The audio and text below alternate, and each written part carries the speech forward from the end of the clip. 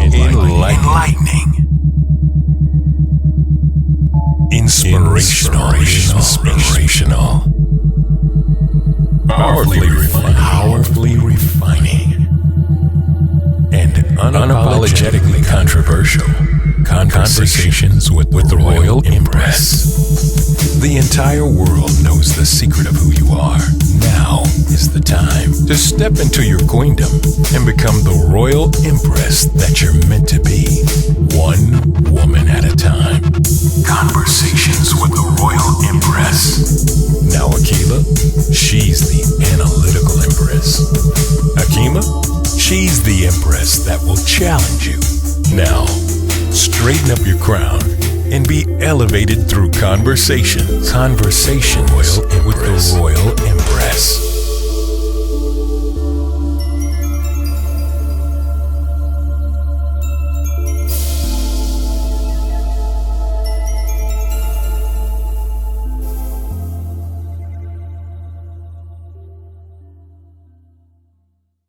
Welcome back to Conversations with the Royal Empress. We're in season 2 and we are now on episode 4. Joining us today is my co-host, Akila. We are having a very candid and serious conversation today with a young lady who is a domestic violence survivor. And she has taken her experience and channeled it into a mission of aiding other women. Let me tell you a little bit about our co-host, Shehariah Johnson. Shehariah is an educator, a poet, a communicator, an activist, a healer, and domestic violence survivor. She is also the founder of Silent Kills. That leads us into our topic of today. Our last episode, we talked about finding our hidden talents. It leads us to this episode because in this episode, we're going to talk about using those talents that God planted within us to overcome any type of trauma or situation. So please welcome our co-host Akila and also welcome our guest Shehariah Johnson. So Shehariah, go ahead and give a shout out to our audience for us. Hello everyone, I'm Shehariah. It's a pleasure to be here. You know, I want to share with the audience when I first met you and for the listening audience. I first met Shehariah at the Then the Sun Rose Women's Retreat. And she was sharing her story. And I literally had to stop her and say, can you say that again? Did you just say what I thought you said? Like, I could not handle the situation in which she overcame, her domestic violence situation in which she became a survivor. I could not handle it. And I had to have her repeat that. And I just want to say that you are one of the most remarkable women that I have ever met, Shehariah, and I am pleased. And we are pleased to have you on our show today. Thank you so much. Keita, you look like you want to say something. Go ahead. I know you want to say something. Hey, no. I was just listening to you talk about Shehariah. She is a beautiful person. And it was an absolute joy to meet Shehariah. Little did we know there was a little Shehariah in her belly when we met her. I know, right? Oh, he is so adorable. Oh my God. He is adorable. We said no men at the retreat, but he was like, yeah, I got something for you ladies because I am here bringing this male energy all up in here to bring some balance to this retreat this time. Yes. I think I was about 4 months. I think I was about 4 months pregnant during that time. Yeah. So I wasn't really showing, but just a little bit. We didn't. Wow. Yeah, so he was able to be touched as well. Yeah. And what did I say when we were there? I was like, somebody is having a baby. I said that the whole retreat. Nobody, she didn't even tell me, but I was like, we're going to have a retreat baby this year. Something. I felt that all through there. Everybody was like, not me. I was like, somebody going to be great. Oh yeah, I heard you because I said, "Oh no, man, I'm too old. I know you ain't talking about me." You know, everybody was canceling themselves out quickly. But Shehariah word. Yeah. Anyway, but moving on to our topic, And talking with some teachers that I know, and with this whole shedding process, a lot of their students have been experiencing domestic violence or been in a household where domestic violence has been exercised or perpetrated on mom or any other family member in the house. And that has been on the increase. And it just took a very sad situation and made it even worse. So for all of those who are indoors and forced to stay indoors for long periods of time, it has increased the stats of domestic violence. Yeah. So I'm not a person that's big on numbers, big on impact, and just the frustration from these teachers on the communication with their students or them already knowing about. I already know that I have certain students that have domestic violence issues within the house. So now I'm concerned about them because now they're in the house and they're stuck in the house with this person who is perpetrating that type of violence. So we can talk numbers, but the impact is just even far more greater. It's so sad to just hear that. It just took my gratefulness to a low level, because I'm sitting here grateful, or think about ways that I should be grateful and be in a terms of gratitude. And then I hear this about people who are experiencing domestic violence at an even higher rate. It's sad. Yeah. Well, according to the CDC, it's 1 in 4 women and 1 in 7 men will experience physical violence by their intimate partner at some point during their lifetimes. And there are at least 5 million acts of domestic violence that occur annually to women aged 18 years and older, with over 3 million involving men. And that's according to the CDC. We have someone here with us today who has survived domestic violence. And Shehariah, I would like for you to kind of tell us your story. Okay. I've been in only one domestic abuse relationship in my time, and it began around 2013. I was with this person for about 2 years. In the beginning, a lot of the things were, fine. There were no red flags. I thought this person, I took this person for their word. I believed everything that they were saying because their actions were adding up. And at the time, I didn't know what the domestic violence, power, and control wheel was. It was a lot of stuff that I began to experience during that relationship that I didn't equate to abuse, because I just equated it to him having anger management problems and, just emotional trauma of his own, and me just trying to be, I guess, sympathetic to the things he had told me he had went through, which was probably also manipulation to get me to feel sorry for the ways that he was treating me. But so about a year into the relationship, I started to notice red flags. And for that whole second year, it was kind of like me trying to gradually separate myself and distance myself from him in a way that I guess wouldn't be too harsh on him, because I had learned by that point that because of everything that I know about his personality at that point, that he would, lash out or something like that. So I couldn't just tell him that I wanted to leave.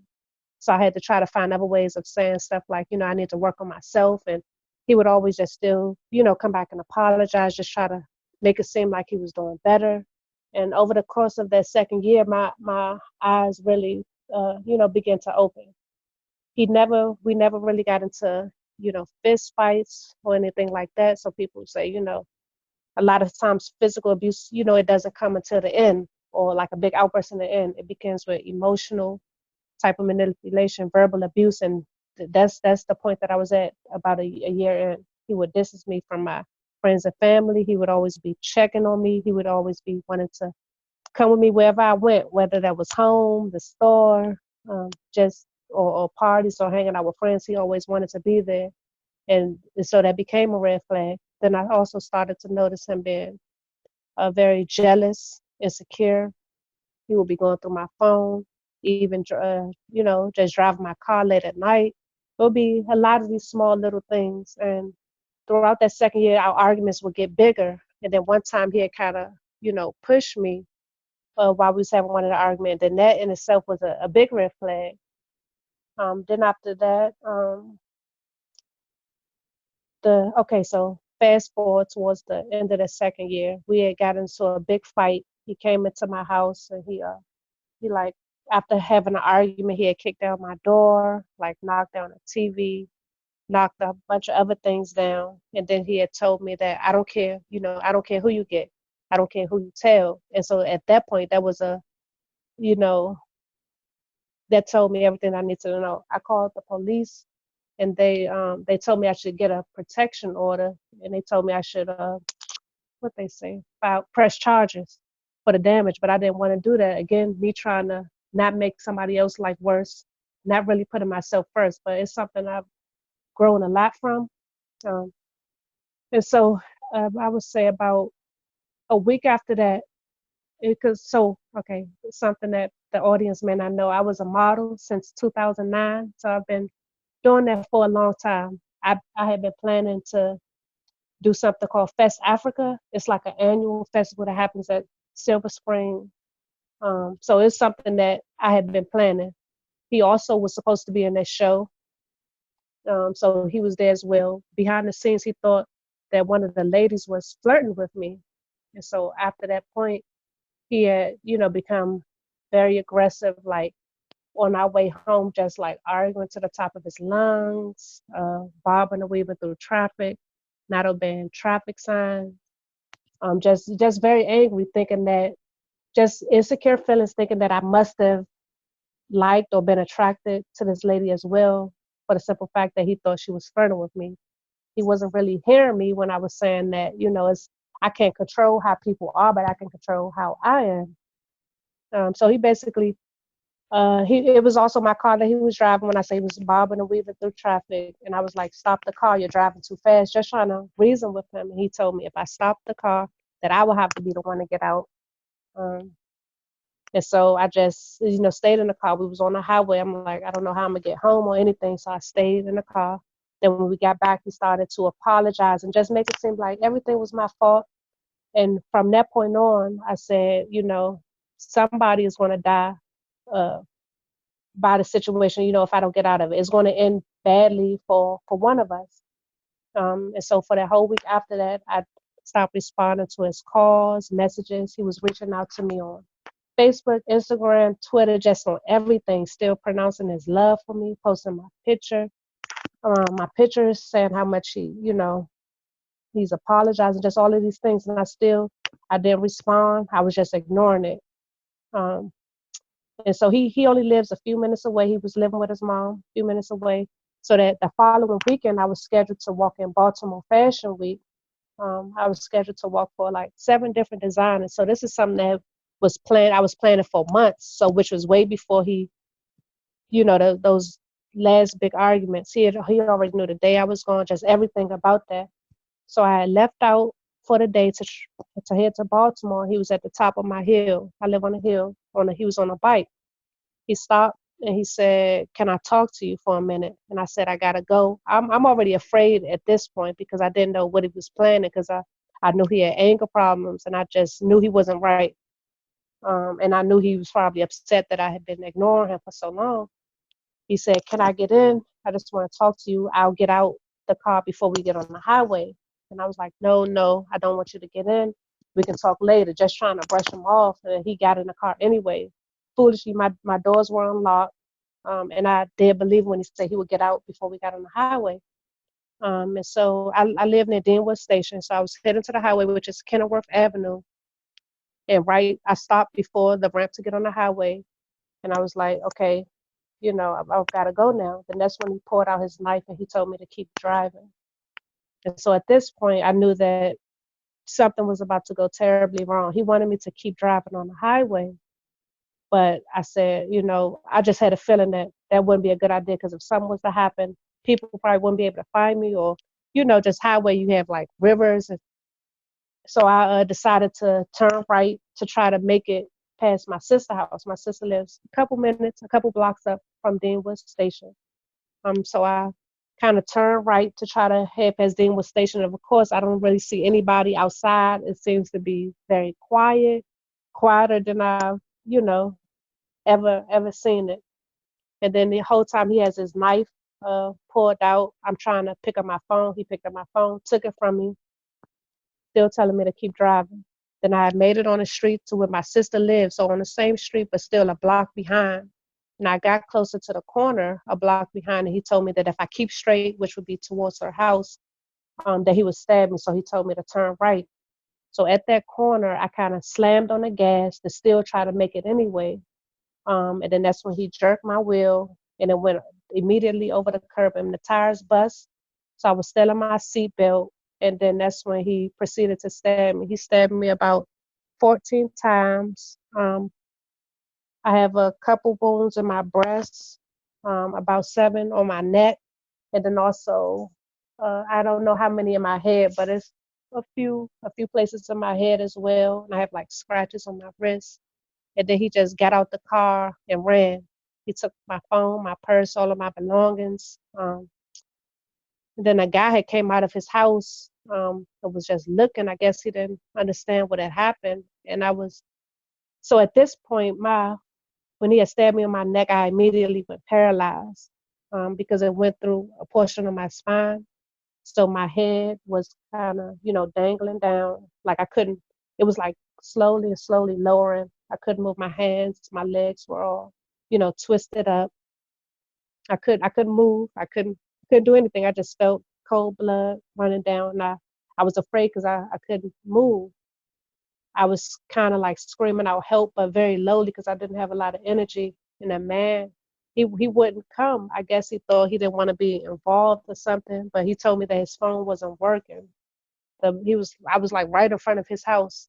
And then a few minutes later, another guy had walked up to the car. He had called the ambulance for me. He had wrapped his shirt or whatever around my neck, called the ambulance, explained to them what happened. They started asking him a bunch of questions like, my features, what happened. I guess they have to, I don't know why they was asking so many questions, but I just kept telling him to tell them that I'm dying, hurry up. We don't have time for questions. Just tell them where I'm at and to hurry up. Then the police got there, ambulance got there. And mind you, this is a block from my sister's house. So at this point I hear like my nephews and my nieces like screaming out trying to get closer because they know my car. They knew it was me, but the police not letting them, get any closer. They don't know what's going on. And then from there I was rushed to PG hospital. And I guess that's where they stabilized me because, just bleeding out and my lungs had collapsed as a result of it. So I had to get 2 chest tubes put in at PG hospital. And then they medevaced me to University of Maryland Shock Trauma Center. And from that point on, I was there for 2 weeks. And they had to, keep coming in doing checks to see about my movement and things like that. And I just couldn't move. They told me it was a good possibility that I wouldn't be able to walk again, use my hands again, and things like that. So that's. I hadn't heard your story that in depth before. And just kind of, as you were talking about it, I'm like literally visualizing it as it's taking place. And that is an incredibly traumatic experience. And I mean, we've talked about it before, but I just really hate that you even had to go through something like that. And just the build up to how it began, how it started. People have to really take that seriously because we do that. We dismiss behaviors. Oh, well, or you start to sympathize with the person who, he's just in a bad mood or he just had a bad day. Yeah, that is a remarkable story. And usually in times of trauma, people don't feel comfortable sharing it. At what point were you comfortable sharing your story like you just shared now? I would say a few months after I stopped going through therapy. I had to do about 4.5 months of inpatient therapy at National Rehab Hospital and then about a year of outpatient therapy. And after that time, I wanted people to hear my story. I wouldn't even say I was ready to tell my story. The urge for me to have my voice heard and my story heard and to start, being proactive and trying to be active in my community in terms of educating people and letting people know that it can happen to anyone. So I think that kind of overruled my desire to, well, I would say my fear of telling my story, because when I first would start to tell my story, I would, cry a whole lot in the middle of me speaking. I've done various speaking engagements, like I've received an award from the Department of Justice for like bravery and things like that, and I've spoke in Resources and Services Administration, DC, and then also to DC courts. So it's always been rough, and I've always cried. But the more that I tell my story, I think the more strength that I get from it, the easier it is for me to tell it, because I never thought it would come a point where I could tell my story like now and then not cry after it. Yeah, that's part of the healing too. Sometimes we feel guilt when we experience traumatic experiences too. And it's like the more you tell the story, the more you release its grip and its hold on you. I think Yeah, that and that's exactly what's been happening. I I have some things that came as a result of the trauma that I went through. So like PTSD, depression, anxiety. I've come a long way in terms of healing because I also see a therapist, but even to this day, I get triggered by lots of things, whether it's like a certain song or it's still streets that I don't ride past, certain scents. And then also if it's something I see on the TV or hearing other people's stories. So it's a lot of things that still make me tear up, or like it's a lot of repercussions and consequences that I still face mentally and physically as a result of that. So I still cry a lot from that. Yeah, that PTSD is Yes. real. People don't really understand that one. I had experienced it, and when you have PTSD, you relive that situation over and over and over again in your mind, where you play out and you in your Right. mind is, if I did this, could it have been differently. It's like you try to go back in your mind. You try to go back to that time to play out different, to play your role differently, because in your mind it's like you're trying to convince yourself, I could have avoided this. And a big part of that PTSD is just Hmm. forgiving yourself and knowing that it's nothing that I could have done. And I commend you for moving on and not looking at men differently. In my experience, I totally got to a point I wanted to hate all men, and that's very real when a woman has a issue with a perpetrator who perpetrated evil on them. If it's a man, that can make you have some type of feelings towards men. How did you respond to that, or did you those feelings arise in you, or how did you handle it? Uh, I don't. I think I isolated that situation and Mm-hmm. that relationship because I've always felt, and even after that, felt like all men aren't the same, Right. all women aren't the same. But Mm-hmm. I also had in the back of my head that anybody is capable of anything. So that's the thought that remained. Anybody is capable of anything, meaning no matter how much they say they love you or show that they love you or how much you love them, I always have in the back of my head something could tragically happen, um, even when things are going very well. So I think I will always feel that way, but I never I don't hate men as a result of that, and I still feel like there are good men out there. There are good men out there. Just this one person don't dictate how everybody else would treat me, and I've met some good men. If Thank there you. was, if you were to describe your road to recovery, how would you describe that?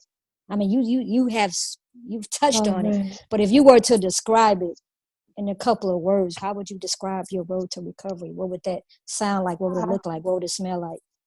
I think this road to recovery is emotional, it's unstable, it's a lot of different things. It takes you a lot of different places, and quickly for me, like I had a range of different emotions. Like I was excited to be able to be healing and learning how to walk again, but I was also depressed and feeling like I never should have had to go through that. But then I was also, determined to get stronger, and I was determined to tell my story. So it was so many different things that I was feeling. Even now, I think that therapy really therapy really helped me a lot to be able to forgive myself. Because for a long time I was just depressed that it had happened, and just feeling like, why me? Why did it happen to me? What was the purpose? Why am I still here? Like for a long time, I was very depressed, and I had to take a lot of different medications I had to take a medication for mood stabilizer, medication to help me sleep, medications for my pain, muscle spasms, and stuff like that. So, but it's like through it all, I was able to see the how this situation benefited me. So although I have gone through a lot physically and mentally, I've also grown so much spiritually and emotionally. Like I'm so much more aware now. I'm upgraded. I think that I've truly evolved in terms of my emotions and awareness and just knowing myself and just being better. Um, and I don't think I would have been able to if I hadn't gone through this. So I'm thankful in that regard. And I do feel like I will continue to heal. I don't feel like this road has ended yet. Uh, it may not ever end, but I do see that I'm steadily getting better because I'm able to smile and just be thankful for life presently. And I'm able to cope much better with my emotions and my mental. I'm off of all my medications, which is a big step. I never thought I would be, you know, not taking anything. So I'm thankful. I'm thankful for it all, but it's still rocky. It's like you have your ups, your downs, your straights, your wiggly lines, but I'm still progressing through it all. Are there any specific things that you did in terms of your spiritual growth? Like what are things that you did spiritually to help yourself? Okay. Well, again, I keep saying it started within therapy. My therapist gave me a lot of different tools, one being meditation. I never, I guess, really knew how to do it, or I didn't think I was benefiting from it, so I didn't practice it. I was just being more mindful of myself. I was actually setting intentions into the world. I would meditate, for me, that would be being in nature. That's what I love, and just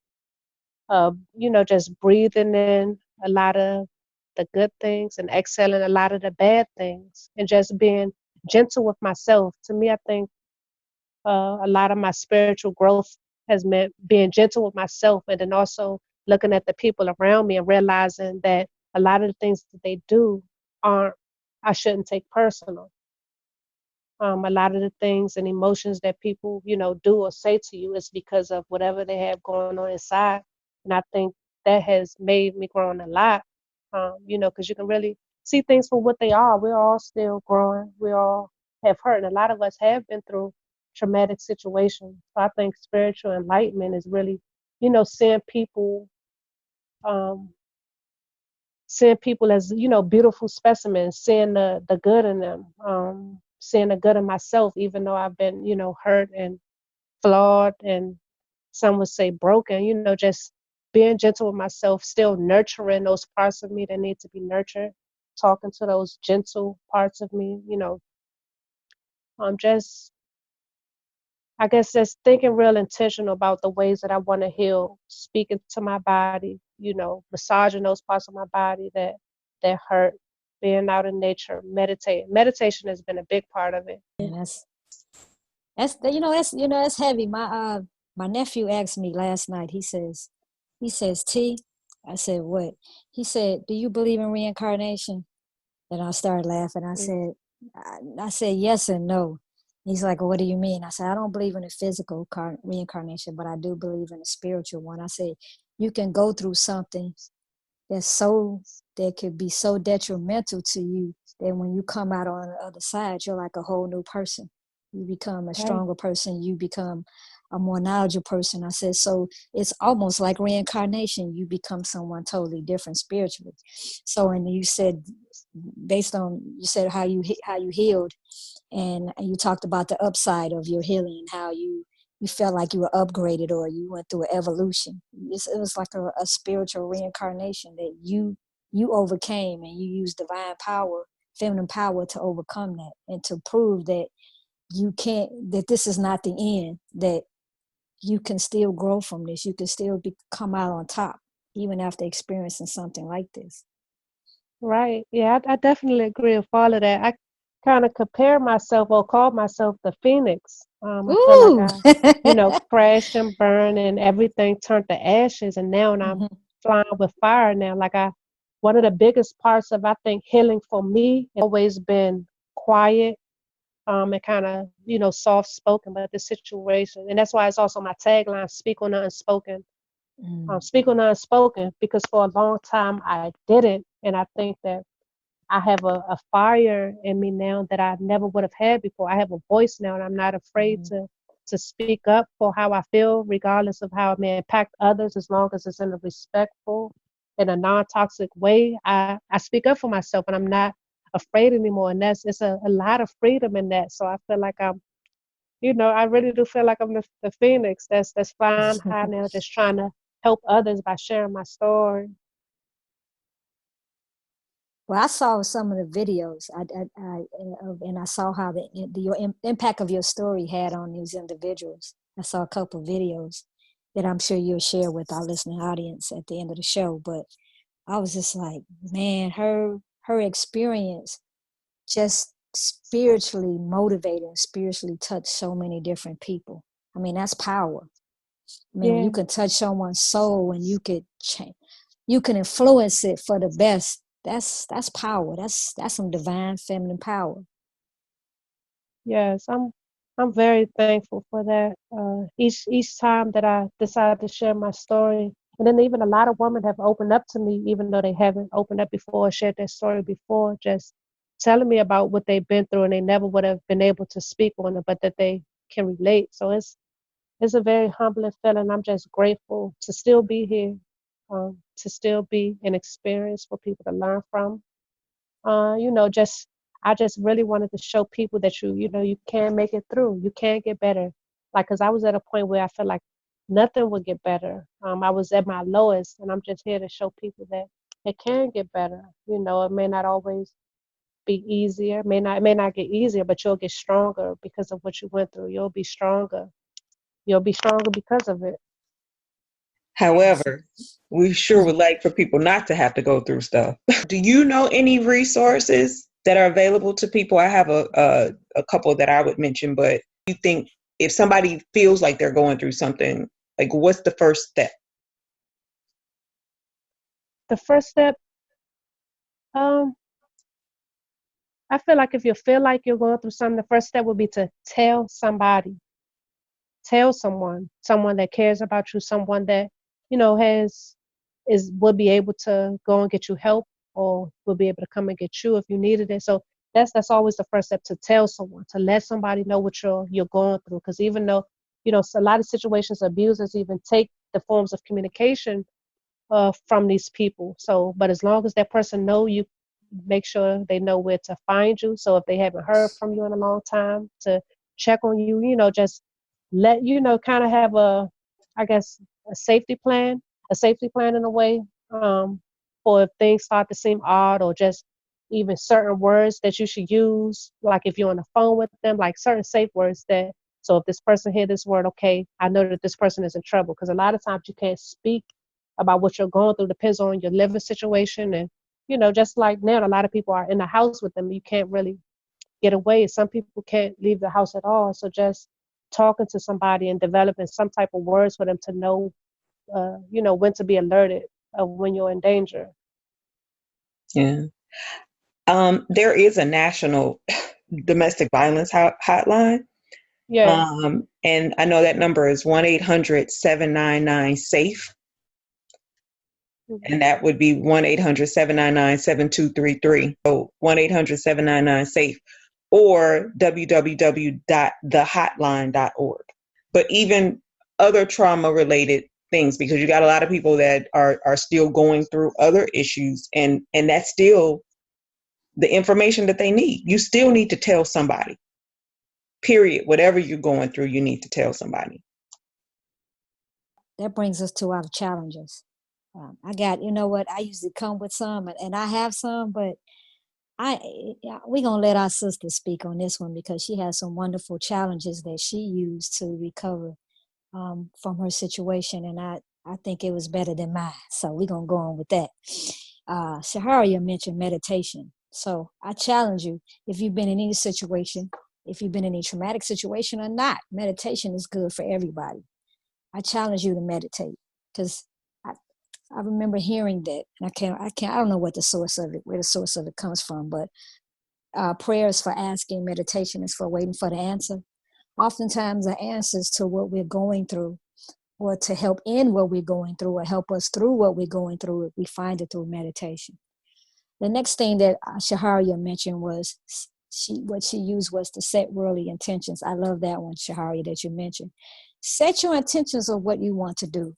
Even though you have experienced a situation like a domestic violence or something similar, set your intentions. What do you want to do? Your goals don't stop because you went through something.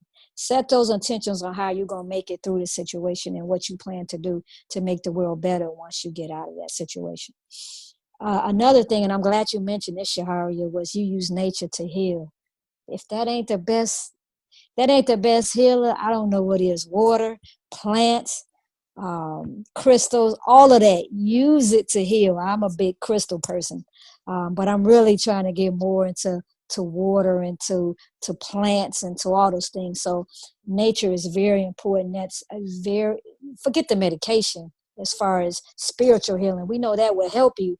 But if you truly want to spiritually heal, do not negate the power of nature. That has to be a part of your healing regimen, along with any medication that you prescribed or whatever help me that you are prescribed from a professional. You still got to throw in nature. One thing that Shehariah mentioned was nurturing the gentle parts of herself. And I thought that was so heavy. Our vulnerable parts about ourselves, we have to nurture. And how do you know about your vulnerable parts or your gentle side of yourself if you don't meditate? So you meditate, you that's uncovered. And then you're able to nurture those parts. You're able to nurture yourself. It's called self-healing. Another challenge that was mentioned by our sister was how she massaged those parts of herself that was hurt. Man, if that wasn't so powerful, I said, man, you just took it to a whole nother level about self-healing, Sister Shehariah, Right. and I really appreciate you for that. And these are some things that I can take away, and I hope you as our listening audience can really take those challenges and apply them to yourselves to heal, because as Black people in America, we have all experienced trauma, but every one of us have a personal story of trauma that we can share to help one another spiritually grow. So those are our challenges. And now, Shehariah, this is where we're going to give you the floor, young sister. Go ahead and tell people about how they could find you and reach out to you, and how they could just touch the hem of your garment, sister, because you're doing some powerful work. And I really would like the people to find out how they can get in touch with you. Okay, thank you. Yes, my name is Shehariah Johnson. I have a YouTube channel. I posted, and I'm also a poet. I've posted videos of me telling my story in a very poetic, creative storytelling type of way. So you could just find me on YouTube, look through my videos. You spell my first name Shehariah, last name Johnson. And also on Facebook, I started a collective and group called Silence Kills, SILENCE Kills. And it's just a group where I want to empower, support, and just unite people who just want to see everybody heal and just be better. It's a collective that I started for people to use the arts like writing, dancing, poetry, modern, whatever you consider your art to be, to just be able to express the things that you went through. Different ways to tell your story, because I know it's not always easy to just speak on it. So I was just trying to promote people to use the arts to express them things that are hard to talk about. So again, on Facebook, Silence Kills, on YouTube, Shehariah Johnson. This sister is, when I say quiet power, sometimes people think power is you got to be all out there. You don't have to be. This sister is the epitome of power, divine power. So I challenge your listening audience to really look at it.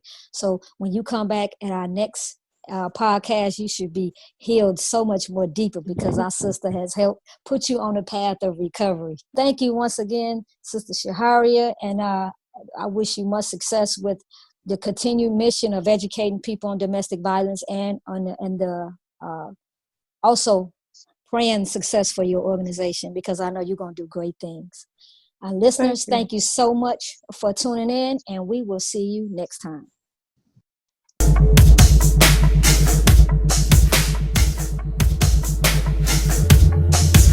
Thanks for listening to another episode of Conversations with the Royal Empress. Tune in next week for another enlightening conversation. For more information on the Royal Empress, please visit the website royalempress.org. You can also follow the Royal Empress on Facebook, Instagram, and Twitter. Conversations with the Royal Empress is a subsidiary of the Royal Empress organization. All rights reserved.